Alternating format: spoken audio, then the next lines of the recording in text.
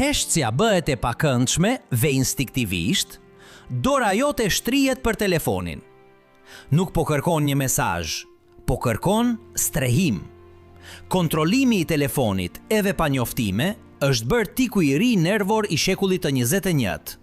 Një mënyrë për t'i shpëtuar realitetit të menjëhershëm ose për të mbushur një boshllëk emocional që as nuk e dije se e kishe. Por pse ndejmë këtë dëshirë? Qëndro me ne sepse do të analizojmë pse mendja jote të detyron të kërkosh diçka që e di se nuk është aty. Para se të fillojmë, mos harroni të regjistroheni në kanal, të aktivizoni njoftimet dhe të lini një pëlqim. Le të fillojmë. Imagjinoni sikur truri juaj është si një makinë kazinoje. Sa herë që zhbllokoni telefonin, po tërhiqni levën e një makine digjitale lojërash elektronike. Psikologët e quajnë këtë për forcim të ndryshueshëm. Është e njëjta arsye pse njerëzit kalojnë orë të tëra para një makine lojërash elektronike. Mundësia e marrjes së një shpërblimi është ajo që na mban të varur, jo vetë shpërblimi. Kur kontrolloni telefonin tuaj dhe nuk ka asgjë atje, mendja juaj nuk dorëzohet. Ajo thjesht përgatitet për herën tjetër, duke menduar se çmimi është shumë afër. Kjo sjellje ka një emër teknik, megjithse do ta shpjegojmë thjesht këtu. Është një dëshirë për dopamin. Dopamina është kimikati në trurin ton që na bën të ndejmë kënaqësi dhe motivim. Çdo mesazh i vogël, çdo pëlqim ose çdo postim i ri shkakton një shpërthim dopamine. Me kalimin e kohës, truri ynë bëhet i varur nga këto shpërthime të vogla lumturie. Problemi është se kur nuk ka njoftime, truri hyn në një gjendje vigjilancë dhe ankthi, duke na detyruar të kontrollojmë përsëri e përsëri për të parë nëse kjo dëshirë më në fund ka mbërritur. Kjo nevojë e vazhdueshme për stimulim krijon një tendosje të padukshme në shëndetin ton mannzor, sepse na detyron të jetojmë në një dhomë pritjeje emocionale të përhershme, ku qetësia duket e ndaluar. Sa herë që ndezim ekranin pa një arsye të vërtetë, po përforcojmë një rrugë nervore që na tregon se patja mund të gjendet vetëm në botën digjitale, duke na bërë sklever të një pajisjeje që duhet të jetë në shërbimin ton, jo anasjelltas. Kjo varësi bëhet aq e thellë saq edhe kur jemi të raskapitur, duart tona lëvizin instinktivisht drejt xhepave tan, duke kërkuar një lidhje që nuk ekziston. Por ka diçka më të thellë pas këtij zakoni. Shumë njerëz i përdorin telefonat e tyre si një mekanizëm mbrojtës kundër vetmisë ose mërzisë. Në botën e sotme, ne kemi humbur aftësinë për të qenë thjesht të pranishëm, për të vëzhguar mjedisin përreth ose për të përballur me mendimet tona. Telefonat tan bëhen një litar shpëtimi, qoftë në radhë duke pritur dikë, apo thjesht duke përjetuar një moment heshtjeje. Telefonat tan shfaqen si një shpërqendrim i menjëhershëm, duke na penguar të përbalemi me boshllëkun. Është pothuajse sikur heshtja është bërë një armik që duhet ta mposhtim me një ekran të ndezur, duke injoruar se është në këto momente qetësie ku ndodhin vërtet reflektimi dhe rritja personale. Duke shmangur këto momente qetësie, ne po e mbytim kreativitetin ton dhe aftësinë ton për vetëdije, sepse preferojmë zhurmën e 1000 të huajve sesa zërin e ndërgjegjes son. Jemi mësuar aq shumë me këtë anestezi digjitale, sa çdo gjurmë qetësie provokon një shqetësim të padurueshëm, të qetësuar vetëm nga shkëlqimi i pikselve. Ky aratizje e vazhdueshme na shkëput nga thelbi ynë dhe na shndërron në vëzhgues pasiv të një realiteti të huaj, ndërsa realiteti ynë na rrëshet nga gishtat sa herë që lëvizim gishtin e madh nëpër ekran. Ne nuk i kim vetëm nga mërzia, i kim edhe nga pyetjet e pakëndshme që mendjet tona na hedhin kur nuk kanë asgjë për t'i shpërqendruar. Jetojmë në një shoqëri që na mëson se të qenit i zënë është sinonim i të qenit i rëndësishëm, dhe telefonat tan janë mjeti i përsosur për të simuluar atë zënje edhe kur jemi vetëm në dhomat tona. Kjo mungjes pauze na pengon të përpunojmë emocionet tona në një mënyrë të shëndetshme, duke lënë plak të hapura që përpiqemi t'i mbulojmë me një njoftim të ri që nuk mbërrin kur. Për më tepër, ekziston ajo që e njohim si frika e humbjes së diçkaje, ose thjesht ndjesia se diçka e rëndësishme po ndodh diku tjetër dhe ne po e humbasim atë. Është një ankth shoqëror modern që na shtyn të jemi të lidhur përgjithmonë. Ne mendojmë se nëse nuk i kontrollojmë pajisjet tona çdo disa minuta, mund të shkëputemi nga fisi ynë digjital, gjë që gjeneron një presion të padukshëm, por shumë real në sistemin ton nervor. Kjo vigjilencë ekstreme na mban në një gjendje stresi kronik, duke shtjelluar rezervat tona të energjisë mendore në detyra që nuk na ofrojnë asgjë reale, por na konsumojnë plotësisht. Ne jemi më të shqetësuar për përmbajtjen kalimtare të një historie që zgjat 24 orë, se sa për realitetin e përhershëm të shëndetit ton fizik dhe mendor, duke krijuar një çekuilibër që lë gjurmë në planin afatgjat. Dhe kjo na çon në një pikë kyçe në lidhje me identitetin ton. Shpesh, kontrollimi i telefonave tan është një mënyrë për të vërtetuar ekzistencën tonë. Nëse dikush na ka dërguar mesazh, ne kemi rëndësi për dikë. Nëse nuk ka asgjë, ndjejmë një ndjesi refuzimi, e cila na motivon të kontrollojmë përsëri, duke shpresuar se situata ka ndryshuar.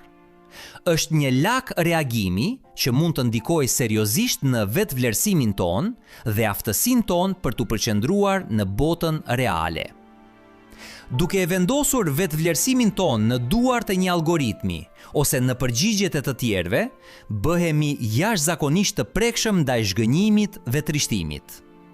Ne kërkojmë vërtetim të jashtëm që duhet të vijë vetëm nga brenda, dhe ky kërkim i pamëshirshëm na lë bosh, duke lëvizur nëpër një ekran të errët, duke shpresuar të gjejmë një dritë që na tregon se jemi të mjaftueshëm.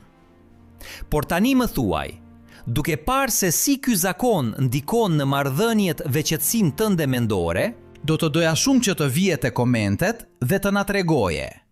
Sa herë në ditë mendon se e kontrollon telefonin pas një arsye të vërtet? I sinqert, të gjithë e bëjmë. Ndani përvojën tuaj dhe le të lehtësojmë historitë e njëri tjetrit. Le të vazhdojmë. Është interesante dhe shqetësuese se si dizajni i aplikacionit ndikon në këtë sjellje.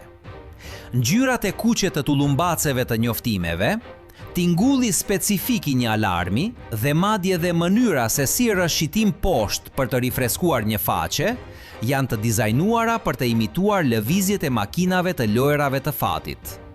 Nuk është rastësi që ndiheni të detyruar të shikoni. Ka mijëra inxhinier në anën tjetër të ekranit që punojnë ekskluzivisht për të tërhequr vëmendjen tuaj për sa më gjatë të jetë e mundur. Çdo element vizual është llogaritur për të shfrytëzuar dobësitë tona biologjike, duke e zhduruar një pajisje të thjeshtë komunikimi në një kurth të vazhdueshëm vëmendjeje që na vjedh kohën në heshtje. Kjo arkitektur bindjeje është aq e fuqishme sa që dhe mendjet më të disiplinuara mund t'i nënshtrohen joshjes së një ekrani që premton diçka të re çdo sekond. Megjithatë, kostoja e këtij zakoni është e lartë. Kontrolli i vazhdueshëm na e fragmenton vëmendjen. Nuk mund të lexojmë më një libër për 30 minuta rresht ose të zhvillojmë një bisedë të thellë pa hedhur një vështrim poshtë në tavolinë ku ndodhet pajisja jonë. Kjo mungesë e fokusit të thellë dobëson aftësitë tona njohëse dhe rrit nivelet e kortizolit, hormonit të stresit. Ne jetojmë në një gjendje hipervigjilence të vazhdueshme, sikur të ishim duke pritur për një sulm. Por në vend të një grabiqari, ne po presim për një email ose një ndërveprim në mediat sociale. Ky tendosje e përhershme në sistemin ton nervor qendror na e shteron durimin dhe na bën shumë më irritues ndaj stimujve në botën reale. Ne humbasim aftësinë për t'u lidhur me të tashmen, sepse një pjesë e jona është gjithmonë diku tjetër, në një realitet digjital që nuk pushon kurrë dhe kërkon një përgjigje të menjëhershme që ne nuk mund ose nuk duhet ta japim gjithmonë.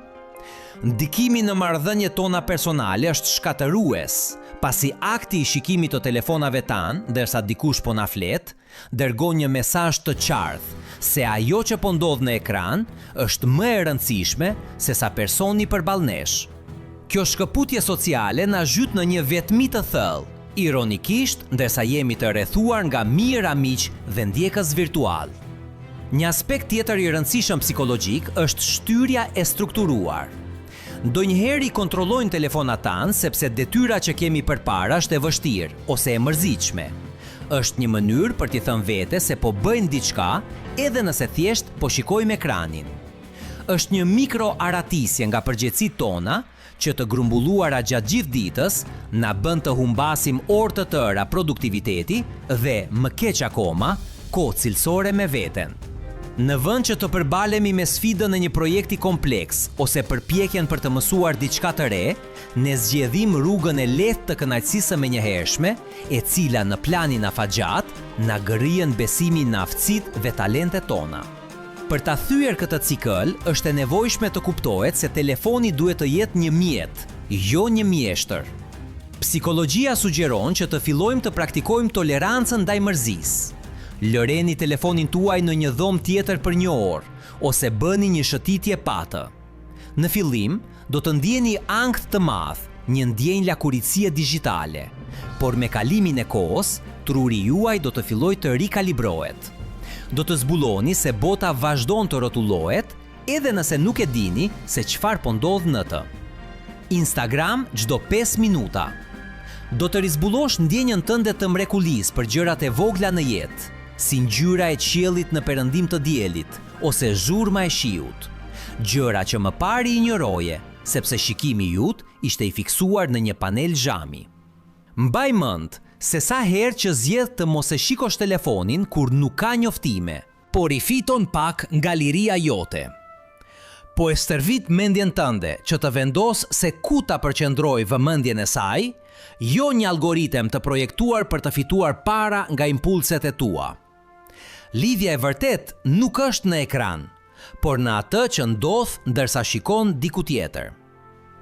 Në fund të fundit, kontrolli kompulsiv i telefonit celular, një akt që është bërë pothuajse refleksiv në shoqërinë e sotme, është një shenjë pagabueshme se mendjet tona, thellë, dëshirojnë diçka që bota digjitale e pamas dhe shpesh sipërfaqësore rrallë mund ta ofrojë në mënyrë autentike. Paqe e brendshme dhe një pranie e vërtetën kohën e tashme.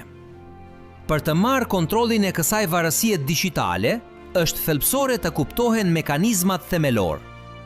Nga njëra anë, ekziston cikli i fuqishëm i shpërblimit të dopamin, një neurohormon që çlirohet me çdo njoftim, si ose një mesazh të ri, duke krijuar një lak kënaqësie të menjëhershme që na mban të ngjitur pas ekranit. Nga ana tjetër, ekziston një ndjenjë thellëfrika nga boshllku ose mërzitje, një shqetësim me heshtjen dhe pasivitetin që telefoni celular mbush me një rrjedhë të vazhdueshme shpërqendrimesh. Përveç kësaj, është edhe manipulimi i dizajnit teknologjik, me ndërfaqe të krijuara qëllimisht për të maksimizuar kohën që kalojmë në aplikacion. Qëllimi nuk është të biesh në teknofobi ose të urresh teknologjinë, por të zhvillosh një marrëdhënie të vetëdijshme me të. Bëhet fjalë për mësoni ta përdorni atë si një mjet që i shërben qëllimeve tona, në vend që ta lejoj të na përdor, duke na diktuar kohët dhe humorin. Ndryshimi fillon me akte të vogla dhe të qëllimshme rezistence. Mund të filloni sot duke vendosur kufi të qartë, si për shembull, lëreni telefonin në një dhomë tjetër ndërsa flini për të shmangur tundimin e natës, ose mbajeni larg tavolinës gjatë vakteve. Do të vini re se duke krijuar këto hapësira për shkëputje, ankthi do të ulet gradualisht dhe do të filloni të rifitoni një ndjenjë kontrolli dhe qetësie që Rotull Konstantja të kishte rrëmbyer. Shpresoj që kjo video ju ka ndihmuar të kuptoni pak më mirë pse bëjmë atë që bëjmë. Nëse ju pëlqeu, sigurohuni që të abonoheni, të aktivizoni njoftimet dhe të lini një pëlqim. Shihemi në videon tjetër. Kujdesuni për veten.